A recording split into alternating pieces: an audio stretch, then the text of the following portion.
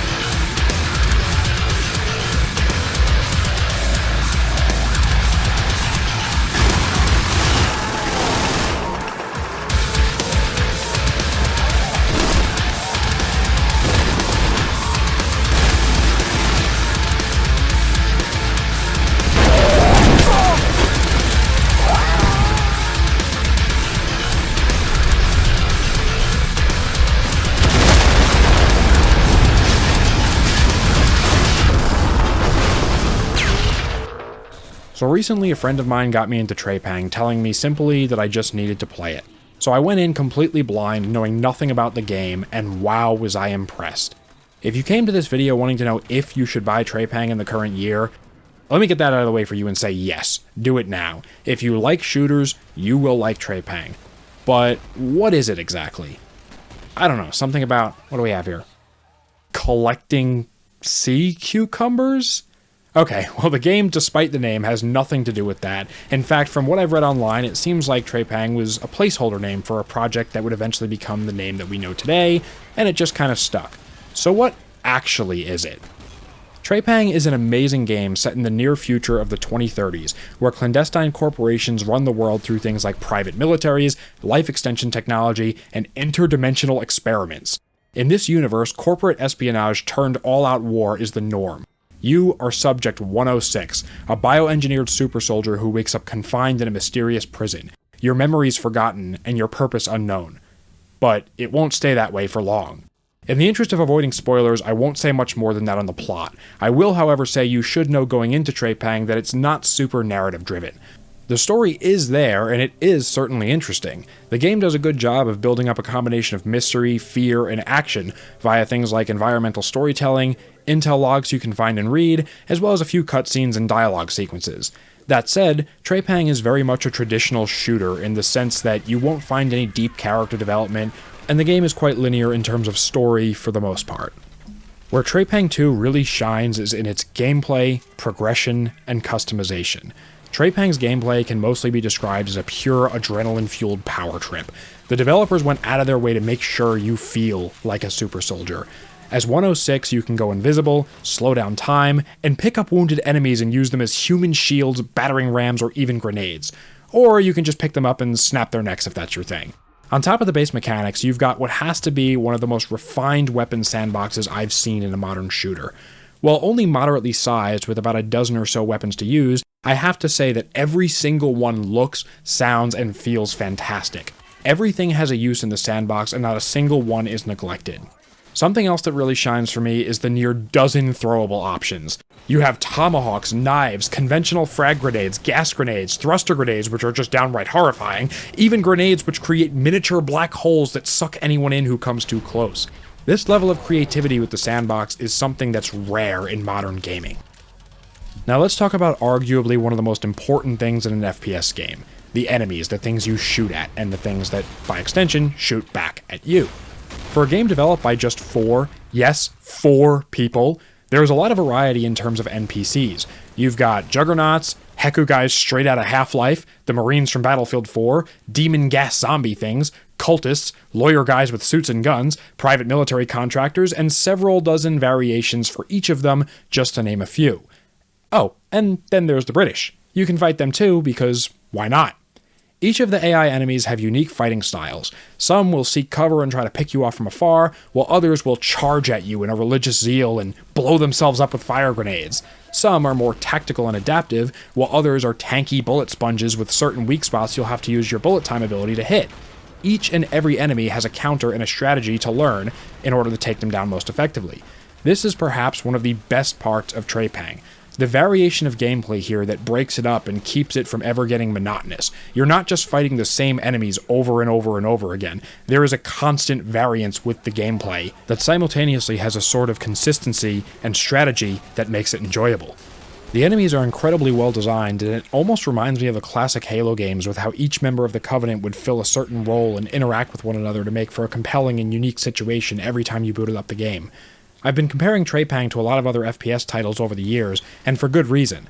Like I said, with the appearance of some of the NPCs, this game takes heavy inspiration from a lot of different things, from Halo to Stalker, Half-Life, Fear, Doom, even a couple creepypastas make an appearance.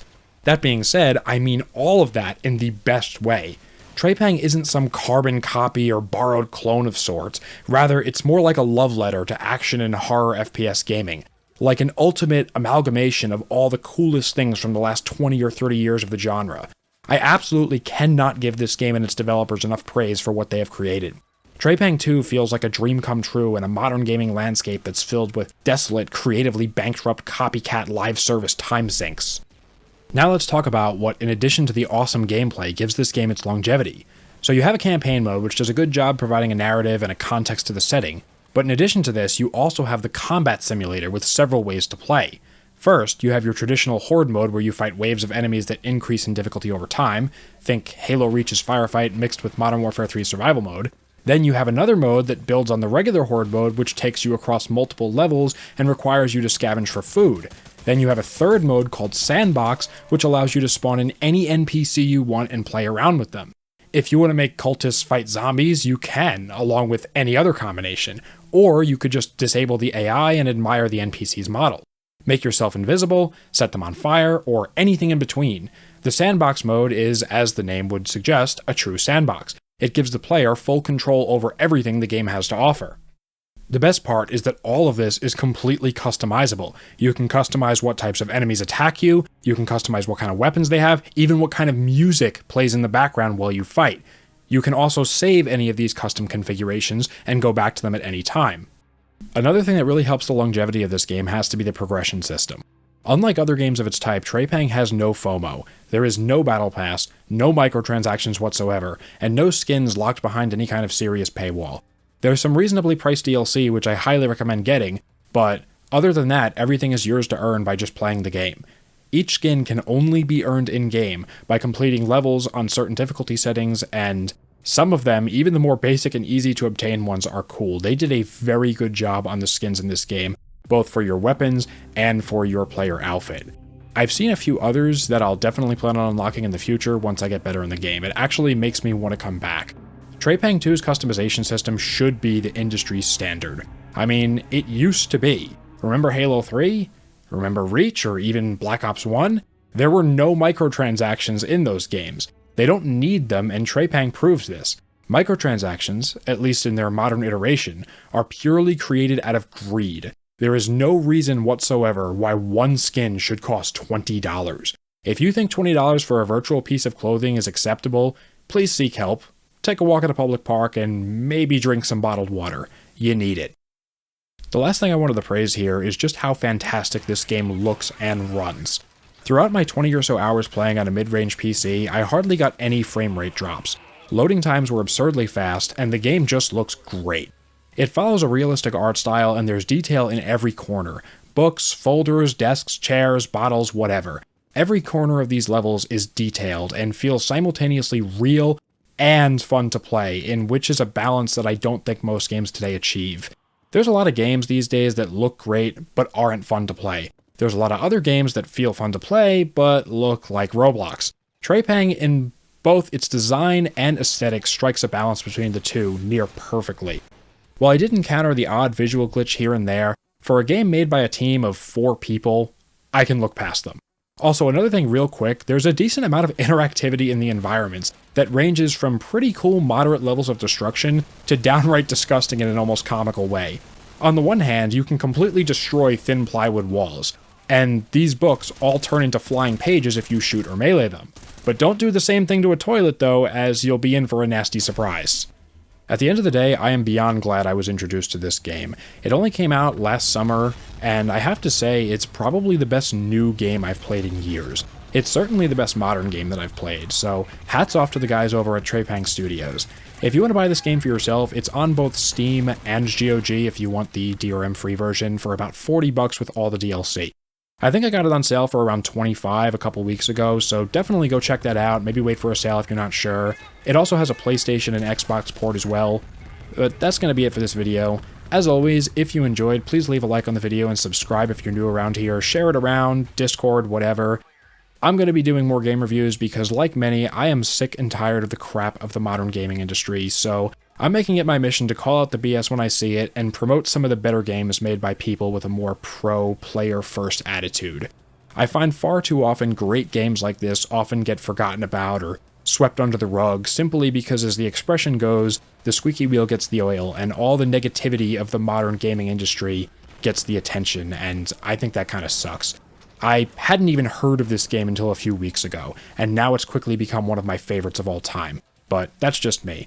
So again, thank you for watching if I haven't said that already, and leave a like if you enjoyed. As always, have a great day, and stay safe. Goodbye.